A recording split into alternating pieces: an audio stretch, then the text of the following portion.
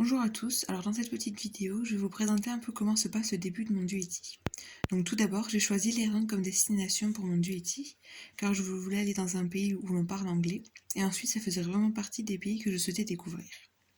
Alors dans un premier temps, je vais vous parler de la vie étudiante ici, avec tout ce que ça comprend, c'est-à-dire le fonctionnement de l'université, les cours, les étudiants, etc.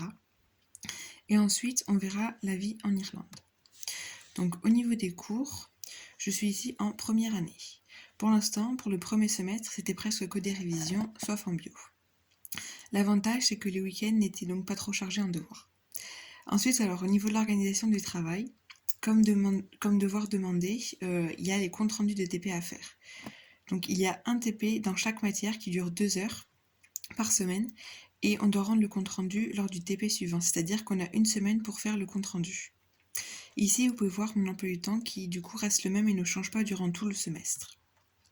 Ensuite, le fonctionnement des examens, c'est un peu comme à la fac en général en France, c'est-à-dire qu'on a une semaine où il y a tous les partiels et c'est la semaine avant les vacances de Noël. En ce qui concerne les cours, les profs mettent tout leur support sur Moodle et la forme varie en fonction du professeur, c'est-à-dire que pour certains, c'est des textes à trous, mais pour la plupart, tout est déjà rempli. Ensuite, il y a 1 heure de TD par semaine en maths, en physique et en chimie. Donc le fonctionnement des TD est un peu différent car on a le sujet à l'avance et on peut travailler le TD et si on a fini, quand on va au cours, on montre juste ce qu'on a fait et on n'est pas obligé d'assister à toute l'heure de cours. Alors j'ai trouvé assez facile pour m'organiser durant les devoirs parce que donc, je faisais les comptes rendus au fur et à mesure qu'on faisait les séances de TP et ensuite dès qu'on avait vu les cours, je travaillais le TD. Après, je conseille de commencer à réviser dès que les chapitres sont finis pour ne pas attendre trop parce que comme tous les partiels sont en même temps et qu'il faut revoir tout depuis le début de l'année, ça fait pas mal. Après, pour ce qui concerne la langue, au début, c'est vrai que c'est un peu compliqué car il y a un accent assez fort ici, mais au final, on s'habitue quand même assez rapidement. Moi, je pense qu'il m'a fallu environ 1 mois pour vraiment bien comprendre quand on me parlait.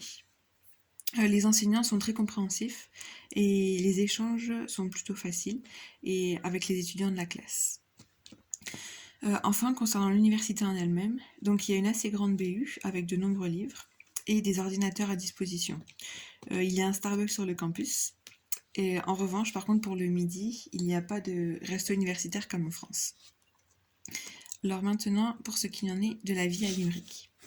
Donc tout d'abord, pour l'hébergement, je conseille vraiment de privilégier les villages étudiants. Donc celui qui correspond au campus, c'est le village Cratloe. Donc moi, je suis dans ce village et c'est c'est des petites maisons que l'on partage à 3 et qui se situent à 15 minutes à pied de l'université. C'est ce qui revient le moins cher, je pense, au final, même si on compare à une coloc normale, on va dire. Donc ensuite, pour le transport, en revanche, c'est très différent de la France, car ici, il n'y a pas d'abonnement pour les bus. Il faut payer à chaque fois qu'on monte dans un bus, même si c'est juste pour un changement de bus ou voilà. Donc c'est 2,40 € par trajet, ou si on peut avoir la carte de bus, enfin si on prend une carte de bus, c'est 1,70 €. Donc ça, c'est pour les bus de ville.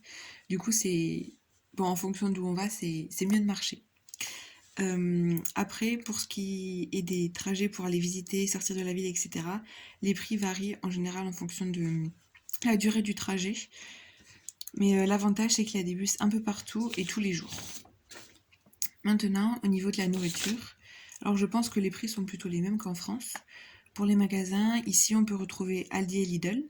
Et ensuite, après, c'est des magasins irlandais tels que Tesco ou Dune, qui se rapprochent le plus des magasins français.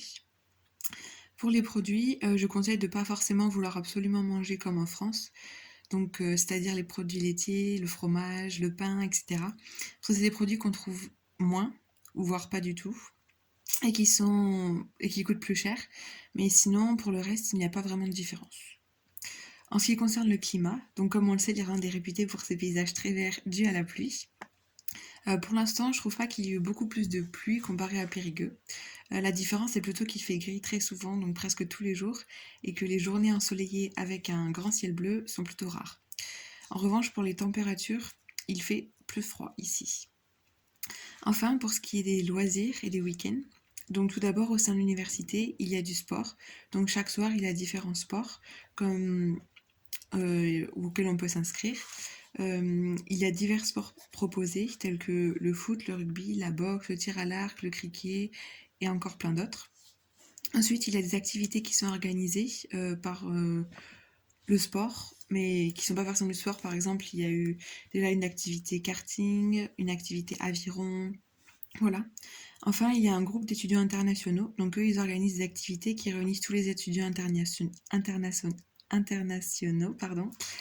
Donc je vous conseille de vous y inscrire parce que ça permet de pouvoir faire plusieurs activités avec et de découvrir d'autres étudiants internationaux aussi. Donc par exemple, il y a déjà eu une journée surf. Ensuite, donc, il y a le centre-ville de Limerick qui est assez grand, avec de nombreux magasins, cinéma, bowling, billard, etc. Donc on a le choix en fonction des envies et de la météo. Durant ces premiers mois, j'ai pu visiter la ville de Limerick et aller voir les falaises de Moher. Donc les paysages ici sont très beaux et très diversifiés. Donc voilà un peu les différences entre la vie étudiante à Périgueux et celle à Limerick. En tout cas, si vous hésitez encore à partir une année à l'étranger, je vous conseille vraiment de faire le pas car c'est une expérience qui apporte beaucoup au niveau de l'ouverture d'esprit, de la langue, de la découverte d'un nouveau pays, culture, paysage, etc. Et ça passe vraiment très vite, donc on ressent pas forcément l'éloignement. Et si vous avez d'autres questions, vous pouvez me contacter par mail. Merci pour votre écoute.